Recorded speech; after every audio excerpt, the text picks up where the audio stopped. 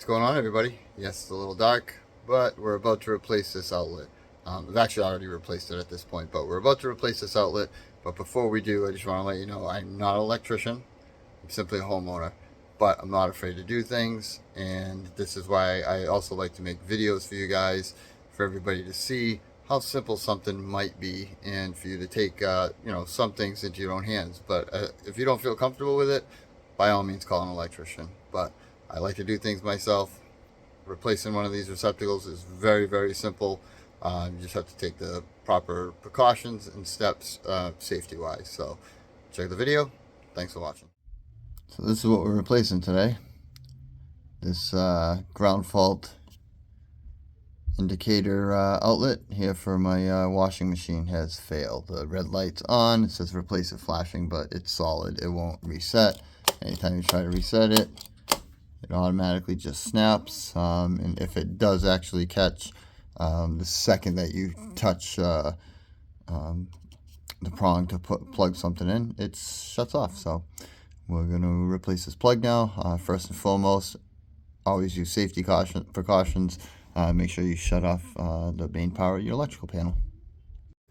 You come over to the electrical panel, see the washing machine, shut off the breaker.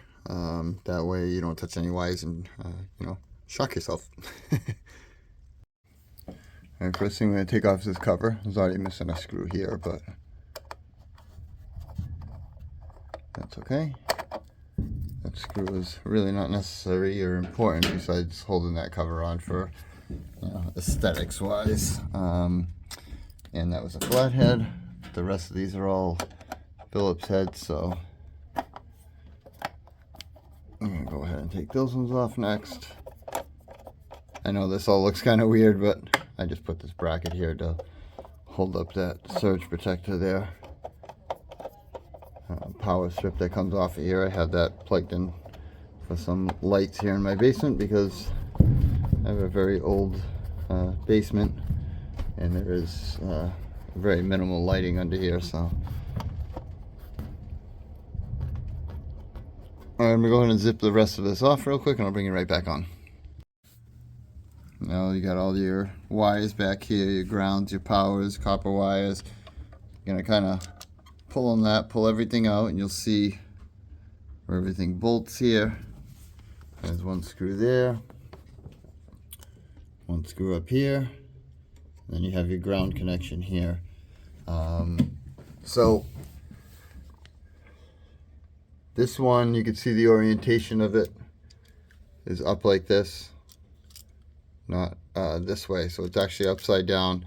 When we first came to this house, everything was kind of out of whack. I had to change the dryer plug orientation as well because this plug couldn't plug in because this was facing up. So I, just made it work because of the heater duct that's here. So ideally I would rather have this personally the other way. I could do that and just twist it, so we may do that today. I may just put it in the same way, but anyhow, most important thing is to make sure that you match up everything to the proper wires and make sure it goes to the right place. That's all. So always pay attention to where it goes. Black wire here, your bare copper ground wire here, and your white wire there. So I'm going to go ahead and loosen these up and take those off. Now I'm going to show you on the back of this as well. Right here it says white, so the white wire goes there. Right here it says hot, so the black wire goes there. And then your bare ground copper wire goes here. So if you're ever unsure, it's there. It's all written there. So we got everything off, got all the wires here. We're going to get the new one on. Alright, we got everything on here, wired up and set up. You can see I went with the hot here and the white here on the back. The ones that I took off, it was here, so the bolts were loosened up and someone had put the wires on the outside, which is fine. But I put them through here and I have them a slight bend through there. And they're in there, they're good, they're secure. That's also very important to make sure that everything's tight. We have our ground here. And that's basically it. Now we're going to reverse the process as far as putting it back in. and mounting it back up to the screws here, making sure it's secure in there. I am going to, there's plenty of wire here, I am going to turn the plug so that it's facing this way,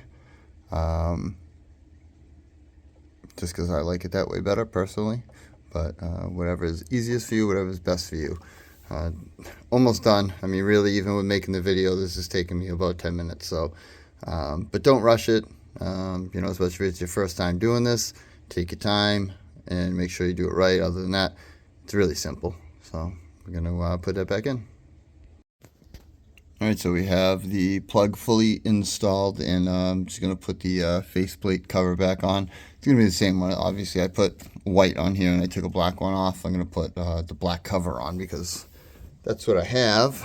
All I did was have that outlet, so I'm going to put this cover back on. I don't care that it's like this. If it was in, you know, my kitchen or my bathroom or something, obviously it would be neater. That box would be in the wall. But it's in my basement. This is the way it is and the way it's designed down here, so that's how it's going to be. Alright, so we got it in there. I'm going to go turn on the breaker, then we're going to test it out. Got both the red and green lights on. Now we got green. Green is a go. And we're going to plug in this here. This should be for this power strip. Aha! We have light in the basement now. The dehumidifier is kicked on. Plug in the dryer.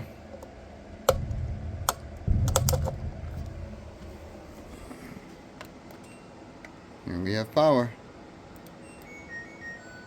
Excellent. So there we go. All done. Should be good to go.